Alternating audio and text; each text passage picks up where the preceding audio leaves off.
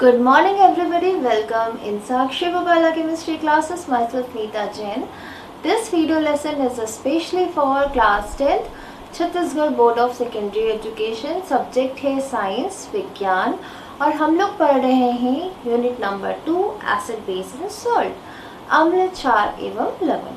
Last की कुछ previous classes में हमने देखा था रासायनिक गुणधर्म अम्ल एवं क्षारक के कि जब अम्ल या क्षार का अभिक्रिया होती है किसी भी धातु के साथ में तो वह बनाता है लवण। और कौन सी गैस मुक्त होती है? हाइड्रोजन गैस, जिसकी पहचान है कि वो एक पोप अपसाम के साथ में जलती है। तो यहाँ तक की जो बातें हैं हमने प्रीवियस वीडियो लेसन्स में जान ली है। आज हम कुछ और गुणधर्म की स्टडी करेंगे। तो आपका जो पेज नंबर है, पेज नंबर इट्स 18 बोर्ड पे लिखा हुआ है, आप लोग अपनी कॉपी पे लिख सकते हैं पेज नंबर 18 और जो सब टॉपिक का नंबर है दैट इज 2.3.2। यहाँ तक ले लीजिए कॉपी में। उसके बाद सभी स्टूडेंट्स लोग हेडिंग दीजिए अम्ल धातु कार्बोनेट एवं धातु हाइड्रोजन कार्बोनेट के साथ में कैसे अभिक्रिया करता है। ये है आज की वीडियो लेसन का हमारा टॉपिक। यानी कि if you want you can write it in English also, those who are comfortable in English. Reaction of acid with metal carbonate and metal bicarbonate. यहाँ पे सबसे पहले रिएक्शन जानने के पहले एक चीज को समझो, थोड़ा सा इसको समझने की कोशिश करिए। मेटल कार्बोनेट लिखा है, ठीक है, मेटल कार्बोनेट यानी धातु कार्बोनेट। यहाँ पे अगर मैं इसको जनरल लिखना चाहूँ तो एक मेटल लिख लिया है ना। मेटल का एक एग्जाम्पल बताओ, जैसे कि क्या है एक एग्जाम्पल? सोडियम। Sodium, okay. अब कार्बोनेट, कार्बोनेट को हम कैसे लिखते हैं? कार्बोनेट का जो फॉर्मूला होता है वो क्या होता है? CO3 2 नेगेटिव कार्बोनेट आयन, ठीक है। और ये लिख लिया मैंने एक एग्जाम्पल बनाने के लिए, सोडियम लिख लिया। मुझे एक लवण का फॉर्मूला, मुझे एक सॉल्ट का फॉर्मूला लिखना है, ठीक है। तो मेटल कार्बोनेट अब कैसे बनेगा? देखो यहाँ पे सभी लोग, सोडियम की कितनी वैलेंसी होती है? 1। कार्बोनेट की कितनी वैलेंसी होती है? यहाँ पे ऊपर पे 2 माइनस है तो इसकी वैलेंसी होगी 2। अब क्या करना है? इसको इंटरचेंज करना है, दोनों वैलेंसीज को आपस में क्या करेंगे? हम चेंज कर देंगे। अब जो इसका फॉर्मूला बनेगा वो देखो कैसे बनेगा। Na के नीचे पे क्या लिखा हुआ है? 2 और कार्बोनेट CO3, ठीक है। ये ऊपर वाला को हम नहीं लिखते हैं। Na का जो 1 वैलेंसी थी वो इधर आ गई, वो कार्बोनेट की वैलेंसी बन गई। तो ये क्या होता है? सोडियम कार्बोनेट का फॉर्मूला। और अगर इसको जनरल भाषा में बोलना है तो ये क्या हो गया? धातु कार्बोनेट या मेटल कार्बोनेट, ओके। अब वैसे ही दूसरा क्या है? धातु हाइड्रोजन कार्बोनेट। धातु यानी एक मेटल, फिर क्या लिखा हुआ है? हाइड्रोजन H, फिर क्या लिखा हुआ है? कार्बोनेट, ठीक है। तो मेटल हाइड्रोजन कार्बोनेट, इसको मेटल बाइकार्बोनेट भी बोलते हैं। अब यहाँ से देखो मेटल यानी कोई भी, हमने सोडियम ले लिया, जैसे सोडियम लिया, ठीक है। अब क्या दिया हुआ है? हाइड्रोजन कार्बोनेट या फिर इसको क्या बोलते हैं? Bicarbonate ion. इसका फॉर्मूला होता है HCO3, ऊपर पे एक ही नेगेटिव आएगा, ठीक है, सिंगल नेगेटिव। इस आयन का नाम क्या होता है? बाइकार्बोनेट आयन, या फिर आप इसे क्या कहते हैं? Hydrogen carbonate. अब देखो सोडियम की वैलेंसी 1, इसकी वैलेंसी -1 है यानी कि 1। अब इंटरचेंज करोगे तो दोनों तरफ 1 है, इसका फॉर्मूला हो जाएगा NaHCO3, ठीक है। सोडियम क्या बोलोगे? लिखो सोडियम, सभी लोग अपनी कॉपीज में लिखेंगे इसको। सोडियम बाइकार्बोनेट, इसका नाम क्या होता है? Sodium bicarbonate, BiCarbonate, sodium bicarbonate. या फिर, या तो ये नाम होगा या फिर क्या होगा? Sodium hydrogen carbonate. जब हाइड्रोजन साथ में बोलेंगे तब क्या बोलेंगे, हाइड्रोजन कार्बोनेट। अगर हाइड्रोजन नहीं बोल रहे हो तो क्या बोलोगे, बाइकार्बोनेट। ठीक है, इसको थोड़ा सा स्क्रीनशॉट लीजिए, लिखिए अपनी कॉपीज में।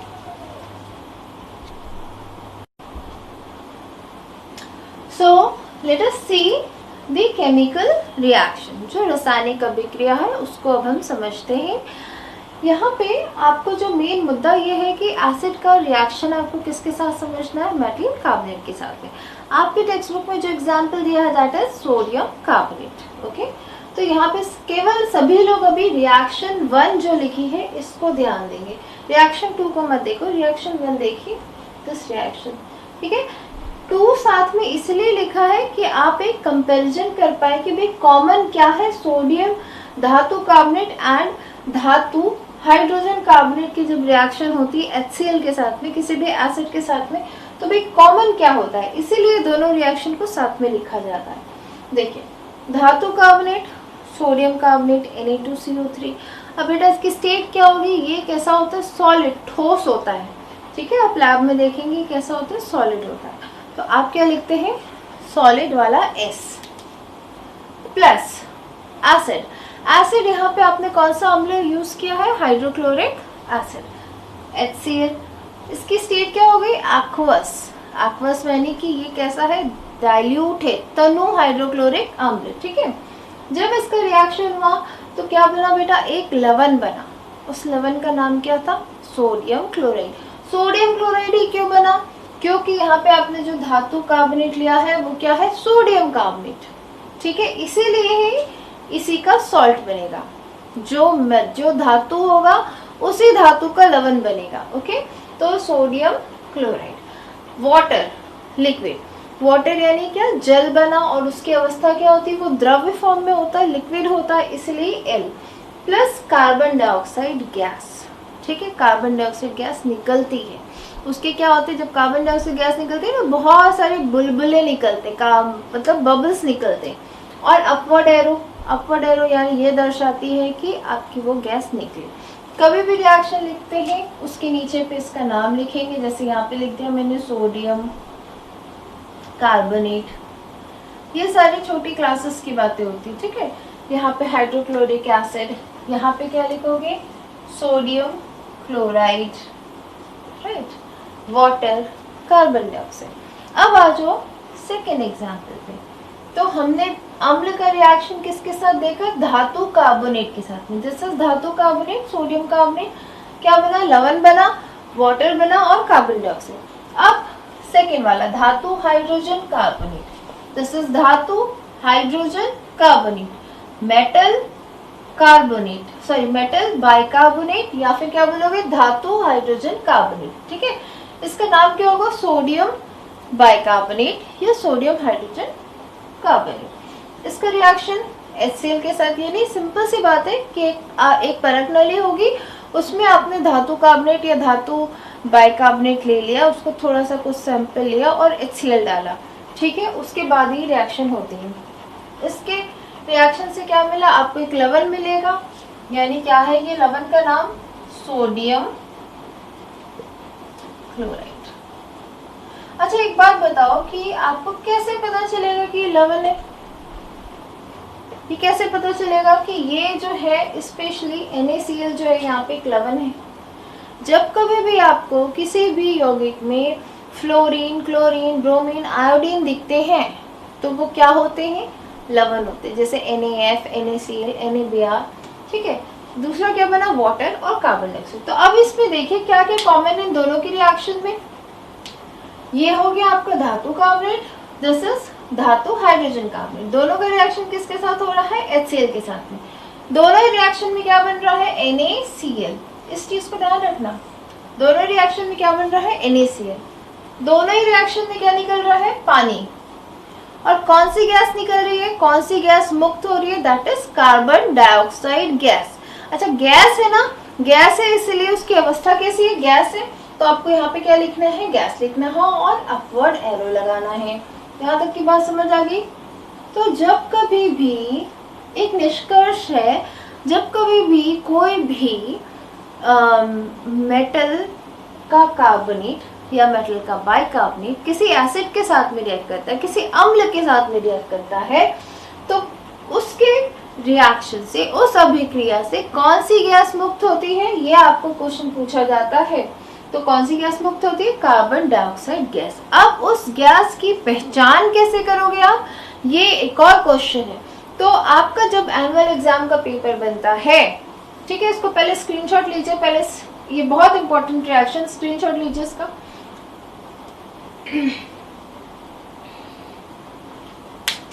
अब आता है आपका एनुअल एग्जाम का पेपर, वार्षिक पेपर जो बोलते हो, उसमें 3 मार्क्स का क्वेश्चन हो गया कि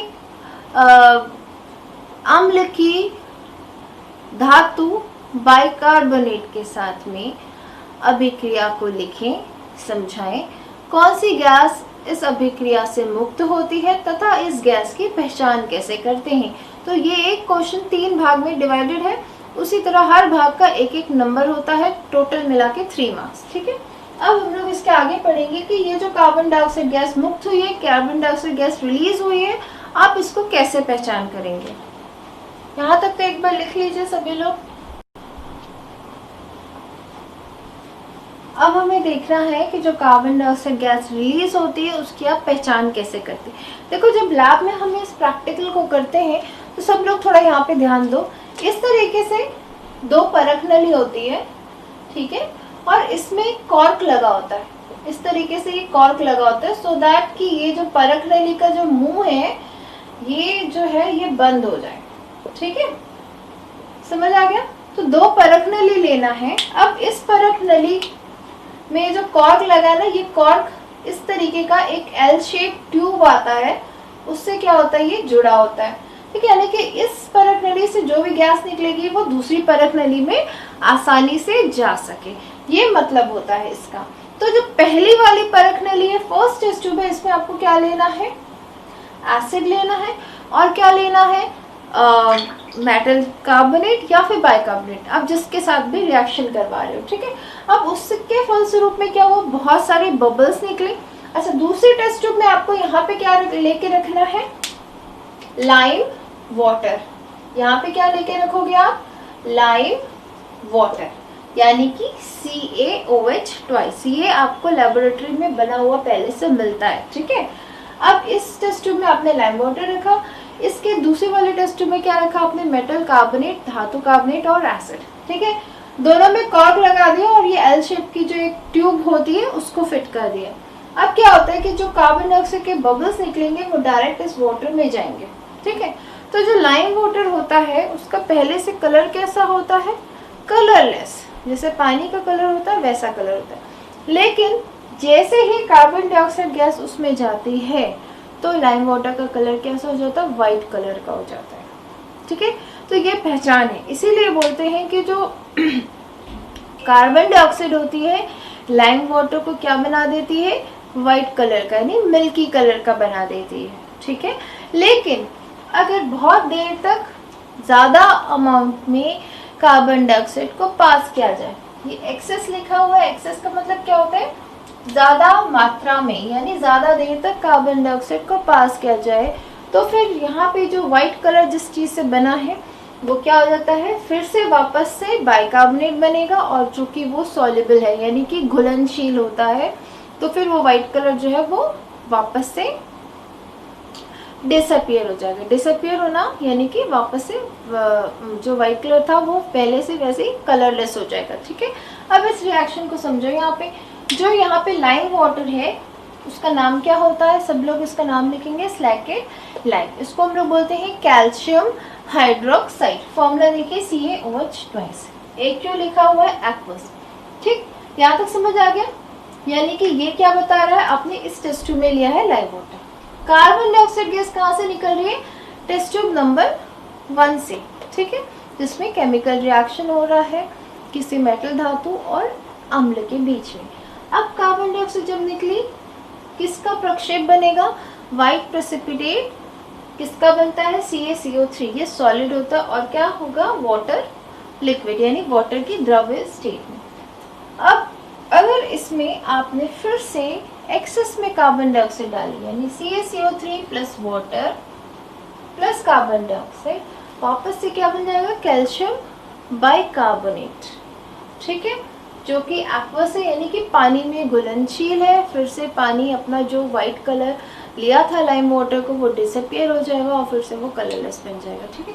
तो ये एक रिएक्शन हो गई। अब आप लोग का आपने कहाँ तक पढ़ लिया, एसिड और एसिड का रिएक्शन किसके साथ में, metal carbonate and metal bicarbonate. उसके फलस्वरूप में कौन सी गैस रिलीज होती है, कौन सी गैस मुक्त होती है, कार्बन डाइऑक्साइड। तो ये एक बहुत इंपॉर्टेंट क्वेश्चन है और आज की वीडियो लेसन से आपके एनुअल एग्जाम में आने के लिए आपके 3 मार्क्स पक्के हो गए।